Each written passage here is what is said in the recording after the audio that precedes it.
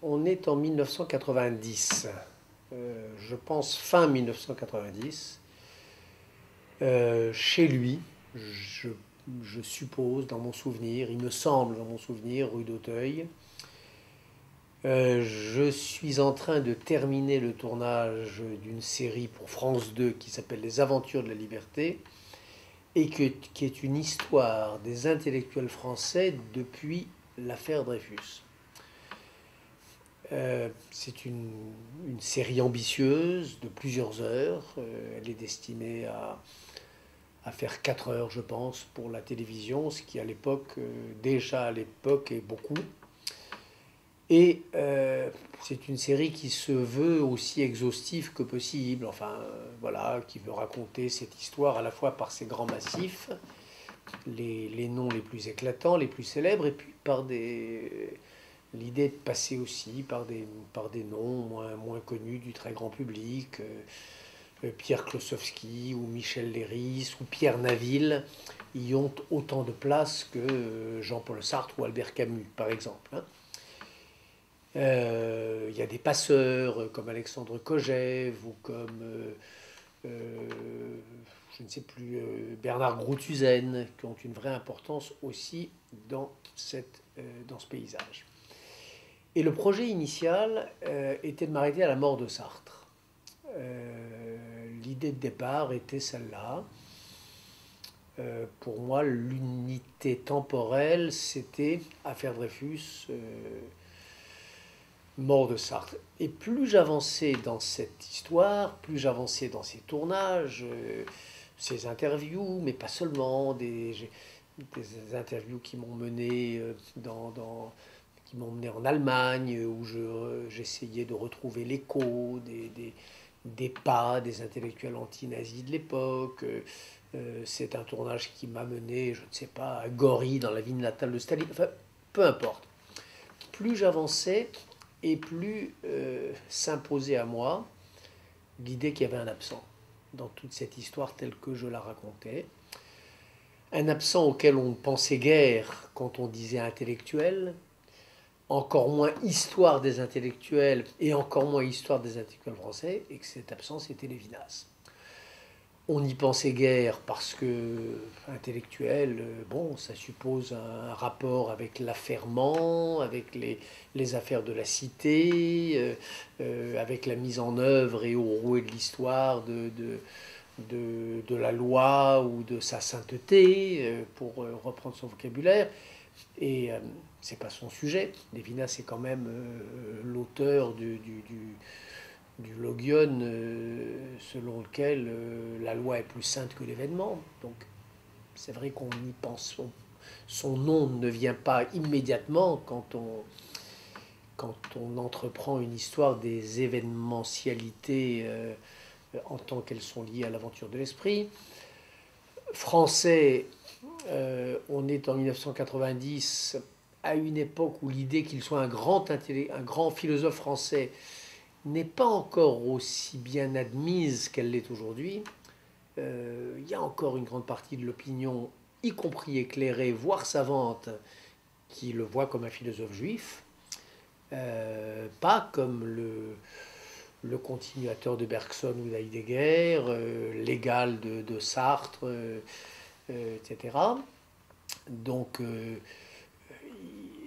encore une fois, l'idée qu'il soit non seulement un intellectuel, mais un intellectuel français au sommet du paysage français ne va pas de soi. Et puis l'idée qu'il participe d'une histoire, d'une historicité, ne va pas de soi non plus. Mais néanmoins, c'est comme ça. Si je me souviens de cette conversation, c'est vraiment de ma décision en tout cas de l'engager, de ma décision de retourner rue d'Auteuil, comme je l'avais fait si souvent depuis 12 ans. L'idée c'est celle-là. L'idée c'est qu'un homme, un nom manquait à sa place. Et aucune place était vide, et une place énorme, et que si elle n'était pas remplie, il y aurait une grande zone de chaos dans cette histoire, en tout cas une énorme place manquante. Donc c'est vraiment ça l'histoire. Et alors je me rappelle comment appelant Emmanuel Lévinas et lui faisant part de mon projet, comment sa première réaction était en accord avec les réticences de la doxa et de nos contemporains. C'est-à-dire qu'il était le premier à ne pas se voir dans ce paysage-là, à se récrier, à me dire mais comment, mais moi, dans cette illustre lignée, mais vous plaisantez, ma place n'est pas là. Et le premier travail a été vraiment de le convaincre que sa place était là, que sa place était dans cette histoire des penseurs français, de, interrompant le travail de l'œuvre pour penser les affaires de la cité, et le faisant sur un régime qui n'est pas celui de l'universel, mais celui d'une part de compromis avec la contingence. Il a fallu d'abord, alors là, ça vous ne le verrez pas, parce que ça c'est hors champ, mais il a fallu tout ce travail préalable de conviction, de convaincre Emmanuel Lévinas qu'il était aussi de cette tribu-là des intellectuels français. Alors une fois convaincu, ben, nous sommes allés le voir avec mon ami Alain Ferrari et nous l'avons filmé. Et l'idée était, bon, je connaissais un peu un peu son œuvre à force. Je l'avais découverte en 1978.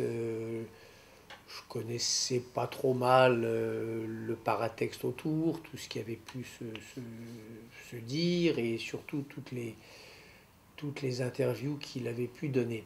Et donc l'idée était de le faire parler de choses dont il n'avait pas parlé jusque-là. Voilà. Donc on ne verra pas dans cet entretien de considérations bouleversantes sur les grands concepts constitutifs de la philosophie lévinassienne,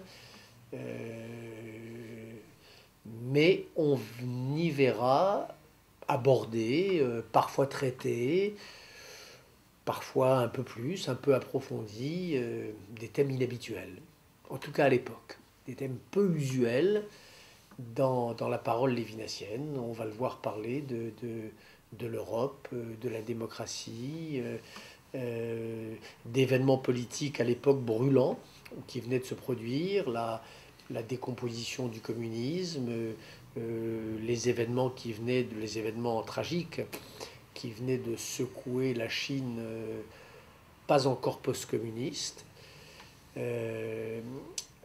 On le verra dans cette longue conversation aborder des thèmes qui à l'époque probablement l'embarrassaient, ou en tout cas dont les lévinassiens pensaient qu'ils l'embarrassaient. Je pense notamment à la question de son rapport avec Maurice Blanchot. On est 10 ans après la publication du livre de Jeffrey Melman, qui le premier levait le voile sur toute cette partie inconnue de la vie et de l'œuvre tout de même de Blanchot, ces textes de jeunesse, disons, de l'époque où il était un militant de Jeune France, je crois, de combat, le premier, pas le journal, qui était des textes antisémites. Donc, quelle était la relation du jeune Emmanuel Lévinas à un grand écrivain français qui avait commencé sa carrière comme un jeune maurassien, sa jeunesse, son rapport à la littérature russe, Vilnius dans mon souvenir, la Lituanie, son arrivée en France, son apprentissage de la langue française, je crois aussi. Je suis dans la situation là où se trouve à l'instant où je parle celle ou celui qui va découvrir ce document. C'est-à-dire que j'en ai une connaissance très lointaine. Je ne l'ai pas revu depuis que cette conversation s'est tenue, c'est-à-dire depuis 20 ans. Donc c'est vraiment je parle presque par oui-dire, le dire de moi il y a 22 ans. Mais donc, je crois que dans cet entretien, il aborde aussi cela. L'histoire de quelqu'un qui va devenir l'un des très grands philosophes français et qui n'a à l'orée de sa vie intellectuelle qu'une connaissance de deuxième ou troisième genre de la langue française, du véhicule. Et il va écrire bientôt l'un des plus beaux français qui soit, et peut-être le plus beau français philosophique de la modernité. Et tout ça commence par un rapport balbutiant au français. Le rapport au christianisme aussi, on commençait de sentir à l'époque, à la fin des années 80, qu'il y avait, alors pour des raisons tactiques probablement, mais pas seulement, pour des raisons aussi qui tenaient à la texture même de certains de ces concepts, un rapport complexe au christianisme, ou en tout cas une façon de penser la relation du judaïsme au christianisme qui ne relevait ni des banalités sur le dialogue judéo-chrétien, ni de la guerre des civilisations, etc., qui était plus malin que ça. De cela encore, il s'explique. Je lui demande d'en dire un peu plus sur des formules énigmatiques de son œuvre, l'éloge du politique, l'éloge de l'État, des, des, des propositions qui sont affirmées presque par hasard, comme ça, ou qui apparaissent comme par surprise au détour de certains de ces textes, et sur lesquels, là, je lui demande de revenir et de s'attarder. Donc un Lévinas personnel qui parle de lui, un Lévinas dans son époque qui parle de ses contemporains, et ma foi, un Lévinas politique, même si le mot l'aurait effarouché, je pense. Mais il me semble qu'il convient néanmoins à la tournure qu'a pris très vite cette longue conversation.